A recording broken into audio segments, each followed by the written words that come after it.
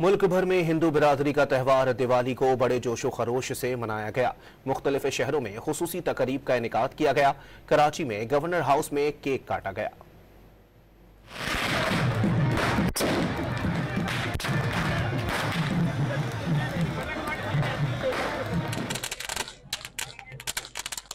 दिवाली का त्यौहार लाया खुशियों की बहार। मुल्क भर में हिंदू बिरादरी ने जोशो खरोश से दिवाली मनाई। गवर्नर हाउस कराची में मुनक्किदा तकरीब में दिवाली का केक काटा गया। गवर्नर सिंध ने बच्चों में चॉकलेट्स भी तकसीम की, जबकि बच्चों ने भी फुलझड़ियां जलाकर खुशी का इजहार किया।